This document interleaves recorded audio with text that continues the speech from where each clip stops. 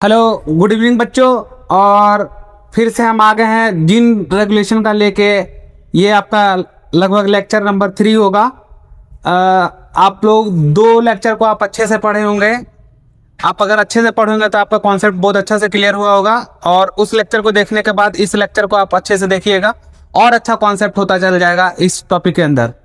तो स्टार्ट करते हैं जीन रेगुलेशंस का नेक्स्ट पार्ट। पिछले क्लास में हम लोगों ने पढ़ा था कंस्टिट्यूटिव जीन, और हमने बताया था कि एक होता है कंस्टिट्यूटिव जीन और दूसरा होता है non constitutive gene.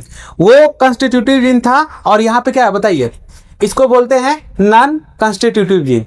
Constitutive gene को और हम बोले थे हाउसकीपिंग जीन, लेकिन दूसरा जो बचा था हमारे पास वो था क्या, नॉन कंस्टिट्यूटिव जीन। देखिए, इस नॉन कंस्टिट्यूटिव जीन को हम जानते हैं अच्छे से।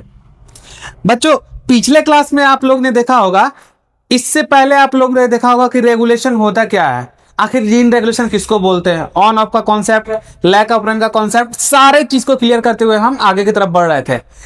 अब आ रहे हैं हम यहाँ पे नॉन कंस्टिट्यूटिव जीन की तरफ। इसको और हम बोलते हैं स्मार्ट जीन, और क्या बोलते हैं इसको, लग्जरी जीन। या तो स्मार्ट जीन बोल सकते हैं या फिर इसको लग्जरी जीन बोल सकते हैं। बच्चों देखेंगे, this gene are not always remain active. बच्चों सुनो, पिछले वाले क्लास में हमने जो पढ़ा था कंस्टिट्यूटिव जीन के बारे में, वो रिमेन्स ऑलवेज ओपन होता था, जिसका एग्जांपल एक हम बहुत अच्छा सा बताए थे, ग्लाइकोलिसिस।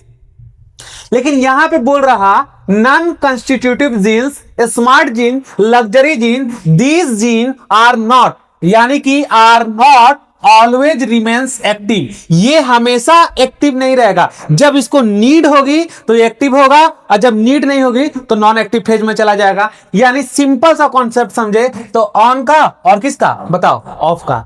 फिर से हमारे पास कॉन्सेप्ट आ गया, क्या बताओ, ये ऑन और किसका बताओ। हमने पहले ही क्लास में जीन रेगुलेशन का आपको बच्चों कि ऑन और ऑफ के बारे में बहुत अच्छे तरीके से बताया था कि अगर जीन्स हमारा रेगुलेट कर रहा, मतलब वो प्रोटीन्स का क्या कर रहा बताओ, एक्सप्रेशन कर रहा। ऑन रहेगा तो प्रोटीन एक्सप्रेस होगा, और ऑफ रहेगा तो प्रोटीन एक्सप्रेस नहीं होगा। इस प्रोटीन एक्सप्रेस में टोटल 3 कंडीशंस आ रहे थे, रेप्लिकेशन, ट्रांसक्रिप्शन और ट्रांसलेशन।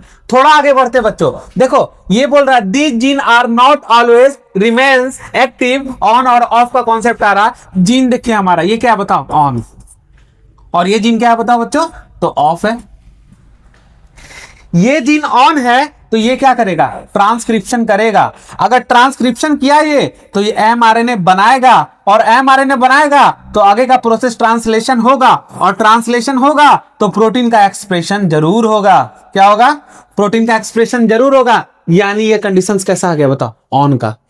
दूसरा कंडीशन में हम यहां पे जीन को ऑफ कर दिए। अब जीन के अंदर ना तो ट्रांसक्रिप्शन होगा ना तो ट्रांसलेशन होगा, तो क्या प्रोटीन का एक्सप्रेशन होगा, नो प्रोटीन एक्सप्रेशन। यहां पे प्रोटीन का एक्सप्रेशन नहीं होगा। थोड़ा सोचेंगे, हम कंस्टिट्यूटिव जीन में हमेशा एक्टिव मोड में रह रहे थे, लेकिन यहां पे क्या होगा, नॉन कंस्टिट्यूटिव जीन ये हमेशा ऑलवेज रिमेन्स एक्टिव नहीं होगा। यानी इसको रेगुलेशन का जरूरत है बच्चों। ये रेगुलेशन का जरूरत होगा। जैसे रेगुलेशन का जरूरत होगा तो हमारे पास कॉन्सेप्ट जरूर आएगा, किसका बताओ, ऑन और ऑफ का। हमें नीड है, जीन ऑन होगा, प्रोटीन एक्सप्रेस करेगा। हमें जरूरत नहीं है, जीन क्या हो जाएगा, ऑफ हो जाएगा।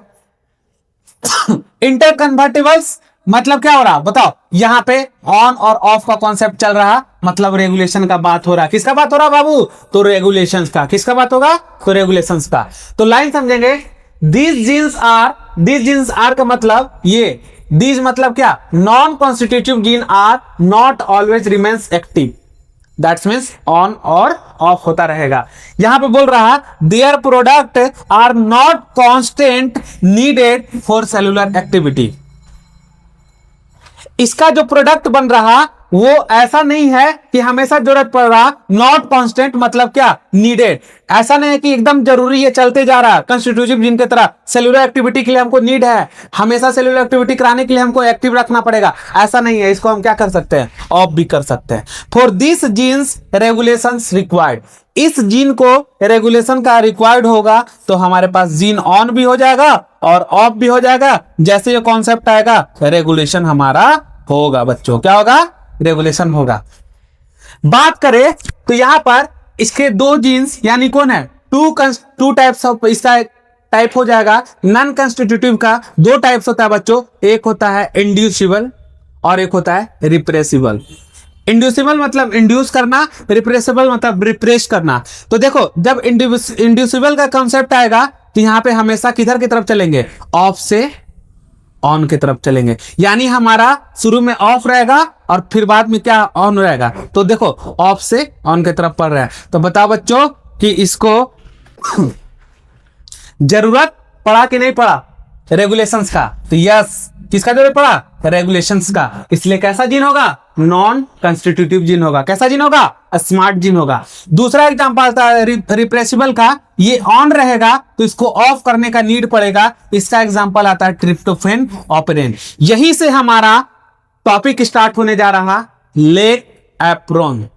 क्या स्टार्ट होने जा रहा, लेक एप्रोन। अब बच्चों समझेंगे क्या लेक एप्रोन को रेगुलेशंस का जरूरत है कि नहीं। हमने जो पहले क्लास से आप लोगों को जीन रेगुलेशंस का कॉन्सेप्ट समझा रहे थे, जो हमने समझाया उसका नीड अब पड़ा कि क्या लेक एप्रोन को रेगुलेशन का जरूरत है कि नहीं। जी बच्चों बिल्कुल जरूरत है, यहां पे लेक एप्रोन को बिल्कुल जरूरत है रेगुलेशंस का, तभी तो ऑफ से ऑन की तरफ जाएगा। जहां ऑफ और ऑन का कॉन्सेप्ट आया वहां बच्चों रेगुलेशन का कॉन्सेप्ट आएगा। तो यहां पर हमारा एक अच्छा सा एग्जांपल लेक ऑपरेंट तैयार होता है और यहीं से हमारा टॉपिक स्टार्ट होता है, लेक ऑपरेंट। कौन सा टॉपिक स्टार्ट होता है, लेक एपोरेंट। यहां से लेक एपोरेंट को जानने के लिए हम लोगों ने सबसे पहले जीन रेगुलेशन का कॉन्सेप्ट को सीखा। उसमें हम लोगों ने पढ़ा constitutive genes, non constitutive genes, on क्या होता है, ऑन क्या, ऑफ क्या होता है, प्रोटीन्स का एक्सप्रेशन कैसे होता है, सेंट्रल डोग्मा का प्रोसेस कैसे होता है, कैसे हमारा प्रोटीन्स बनता है, कैसे रेप्लिकेशंस, कैसे ट्रांसक्रिप्शन, कैसे ट्रांसलेशंस, देन प्रोटीन एक्सप्रेस होता है। अब हम लोग स्टार्ट करेंगे अगले क्लास में लेक एपोरेंट। अब यहां तक बच्चों आप पूरा क्लियर कर लीजिए। यहां क्लियर करने के बाद अगले टॉपिक हम लोग चलते हैं लेक एपोरेंट की तरफ। बच्चों अगर समझ में आया होगा आपको तो बहुत अच्छा है, इसको कॉन्सेप्ट से देखे, आप समझे, अच्छा लगे तो लाइक और सब्सक्राइब जरूर करें। मिलते हैं नेक्स्ट क्लास में लेक एपोरेंट का टॉपिक लेके। एक फिर एनर्जेटिक क्लास रहेगा और आप उसको अटेंड करिएगा और आप उसको अच्छे से देखिएगा। थैंक यू बच्चों।